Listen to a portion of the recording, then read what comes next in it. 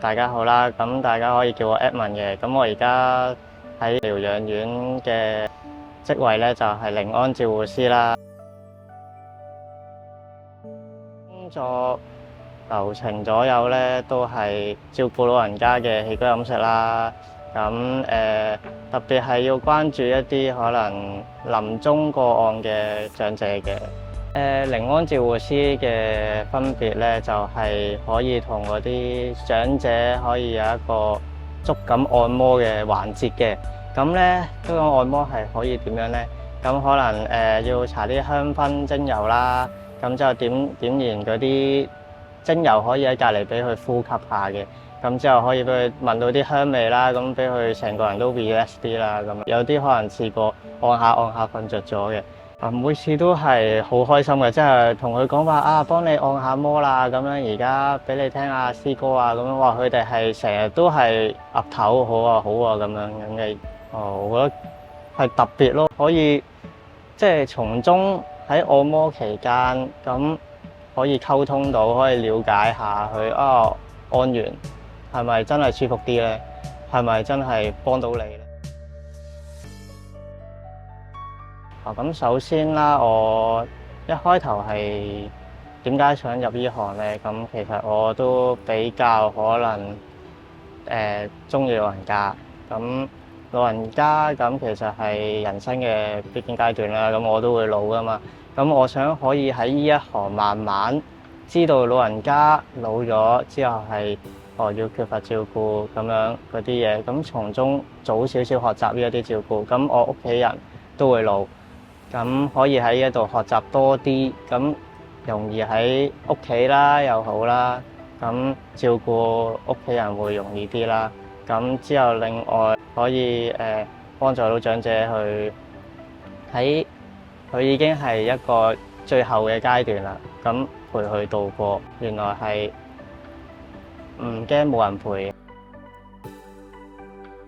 咁大家可能都知道，可能護理呢一行人手係真係好唔夠，即係可能一個要對成咁多個，咁人手一定唔夠噶啦。咁可能餵食之餘啦、護理資源啦、護片資源啦，咁其實係真係好快嘅，要咩都係要講求快。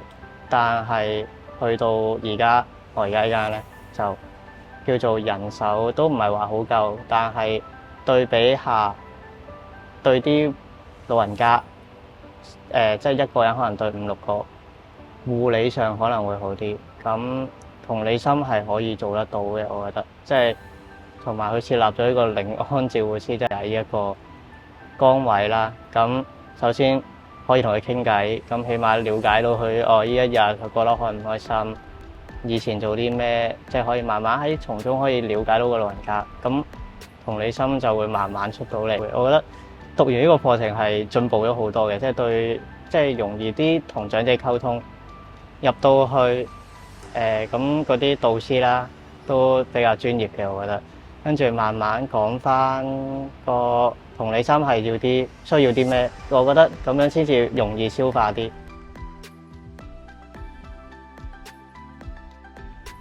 好多都話點解咁後生要入呢一行？咁後生入嚟，咁點解唔去揾其他工作啊？我都係同佢講話我一心都係想對老人家好嘅啫。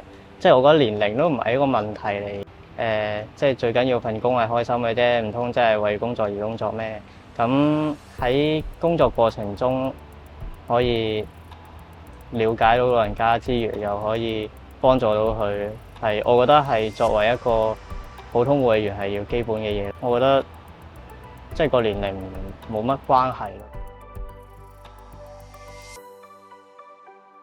起碼做呢行。雖然個假期唔係多噶啦，我以前可能跟爸爸做嗰時，日日都係做嘢嘅，好鬼死悶嘅，日日都係揸住架車周圍走去咁樣。但係做呢行起碼有假期休息啦，咁可以同啲長者溝通，即係本身我係唔知算唔算係比較有愛心啦。咁但係我係對啲長者係比較即係偏好嘅，咁慢慢想做到比起。即係可能我後生咁，起碼做到個目標俾人話俾你原來咁後生都唔好怕呢一行嘅，我覺得。咁其實只要你對啲老人家好就 OK 啦。呢一條路我會慢慢升上去嘅，不過我覺得喺呢一度做夠起碼1-2年先，即係了解咗老人家，跟住慢慢再入去會比較好嘅咁樣。係啦，爸爸會問點解唔繼續做呢行，揾又揾得多，雖然冇休息啫，揾又揾得多啲。咁我同佢講翻嘅，就好似你以前中咗風，輕微中風嗰陣時，隻腳都唔係好喐得啦，都係要慢慢人嚟扶住你行啦。咁點解我唔可以早少少喺呢一行，即係知道點樣照顧你先？首先，即係可能當初我仲係未知道啊點樣可以照顧得你好啲。咁萬一你之後可能又嚟咧，咁我起碼我可以即係喺呢一方面嘅專業可以幫到你先。咁爸爸慢慢之後都接受嘅，而媽媽咧話即係做咩都唔緊要，最緊要你開心就得啦。即係照顧到自己就得，成日會覺得我照顧唔到自己啊咁樣，即係好似仲係好細個咁樣。但係喺呢行慢慢做到嗰啲嘢咧，係個人好似獨立咗嘅，但係都係睇自己咯。即係你自己唔放棄嘅話，冇人可以打得低你。我覺得即係你最緊要係即係保住自己一開頭個心態。點解我有呢行？咁同自己講翻一句，咁就堅持到落去，咁我可以繼續做到噶啦。就可能要未來11月左右，我先至可以係去讀保健員牌呢一樣嘢啦。咁我讀完出嚟都係大概可能都係25、26歲左右呢段時間，我覺得仲有時間嘅。咁讀完之後，我係喺保健員嗰度做咗一排啦。我都係想慢慢升上去嘅，即係唔好一下子讀護士啊咁樣。我唔係即係我覺得每個階段都要做一陣咁樣，一下升上去，我覺得唔係太好嘅。咁可能未來11月啦，未來11月我完咗約之後，就公司好好又可以繼續請住我咁樣，就可以出去讀咗個牌，跟住慢慢喺間公司度慢慢升上去。咁未來可能喺30歲之前，可能都讀到護士嘅，我相信自己係啦。咁之後條路我會決定咁樣行嘅，係啦。如果院長就應該就未必啦，都好多溝通都唔係一定好好啊。無論係我哋呢行，其他行業都一樣噶啦。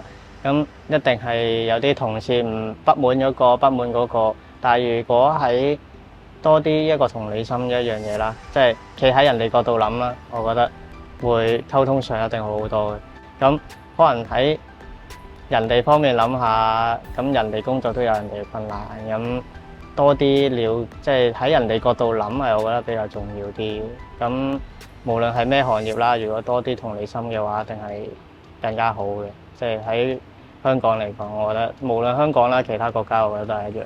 咁可能未來嗰啲長者會入到去院舍，唔會覺得好孤獨先咯。即係可能喺出邊已經有呢一個心態慢慢變咗啦。即係老咗人差唔多60幾歲嗰陣，可能即係屋企人照顧唔到，可能要入安老院啦。咁首先都唔會有一種心態，會冇人理佢先咯。即係一定係會抱住原來係呢個世界都仲有人係關心佢，而唔係冇人關心佢咯。我覺得係。哇！咁樣有陣時，可能佢以前細個，可能後生嗰時好貪靚嘅，同佢搽完之後識自己咁樣晾乾，即係可能晾乾咗喺度咁樣，我要晾乾佢，慢慢咁樣去，係好得意。我覺得啲老人家原來係咁，即係可能老咗都仲有個好似變翻細個咁樣，好似 BB 咁樣，仲係可以了解到佢過去原來係咁樣嘅人嘅咁樣咯。我係 Edmond，我係銀齡守護者。